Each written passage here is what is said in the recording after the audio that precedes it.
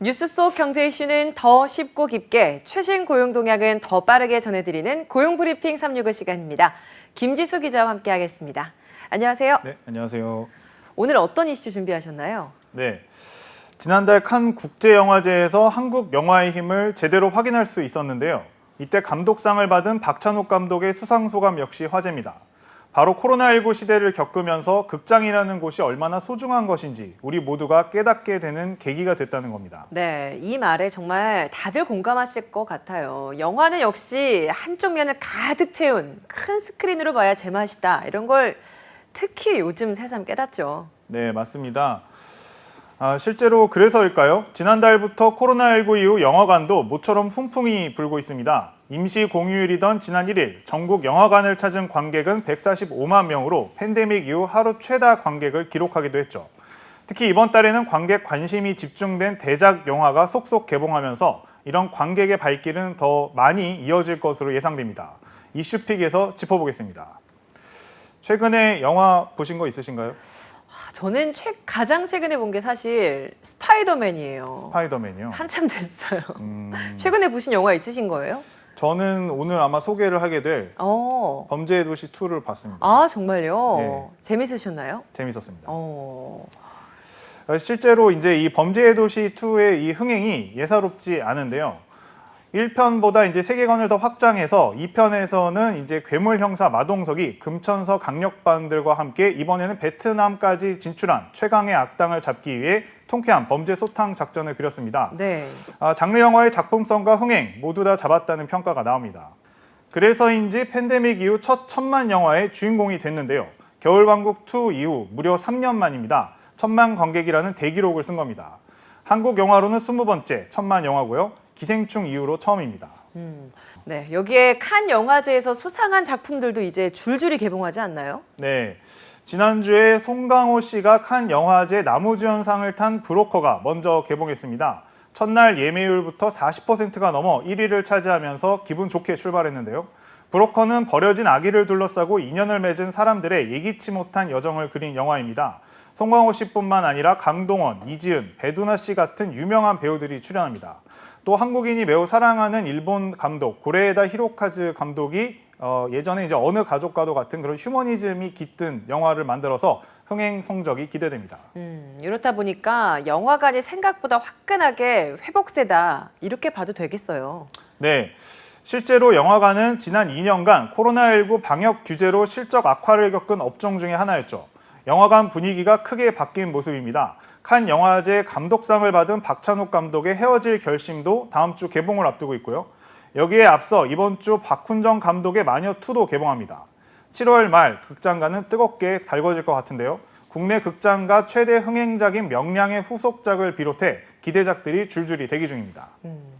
극장에서 영화 볼 때 꼭 빠지지 않고 챙겨야 되는 게 바로 팝콘 아니겠어요? 네. 팝콘 취식이 불가능했다가 이 취식이 가능해진 지난달부터 회복세가 더 빨라졌다고 하더라고요.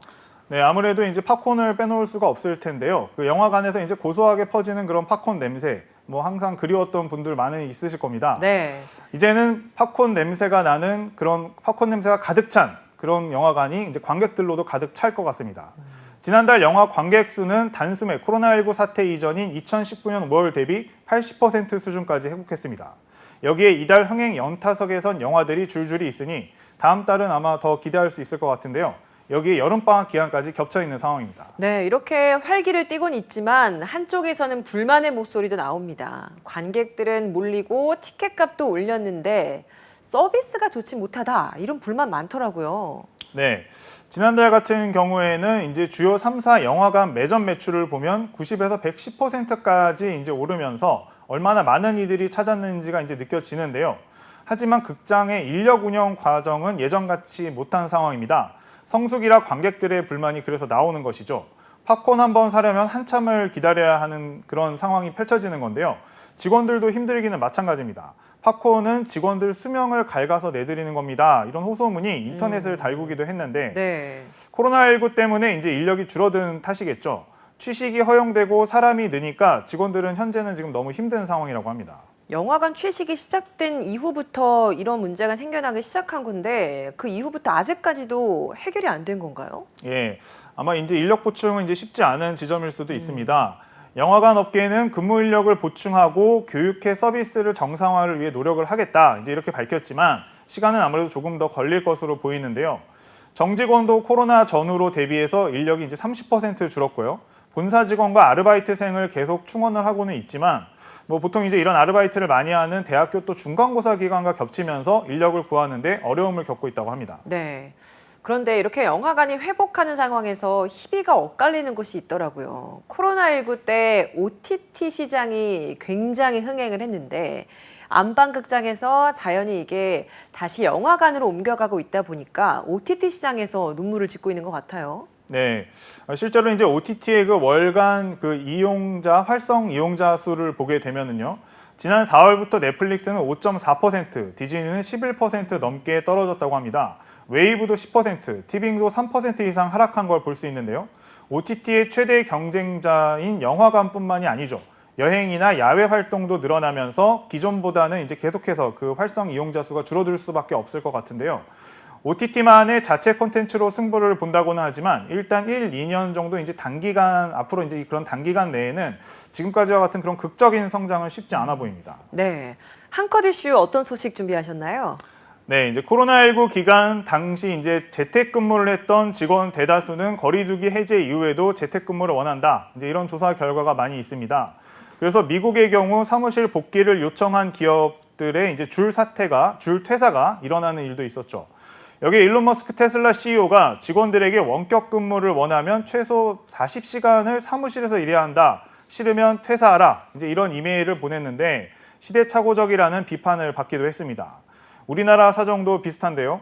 최근 재택근무를 허용해왔던 IT 기업들이 거리두기 해제 후 새로 적용할 이제 근무 형태를 두고 진통을 앓고 있습니다. 네, 그래서 코로나19 이전의 사무실 근무 체계와는 다르게 새로운 근무 형태가 속속 나오고 있어요. 네, IT 기업인 카카오 같은 경우에는 그 메타버스 근무제를 시행하는데요. 자율성을 강조해온 재택근무에 어떤 통제적인 요소를 조금 더 가미한 게 특징입니다.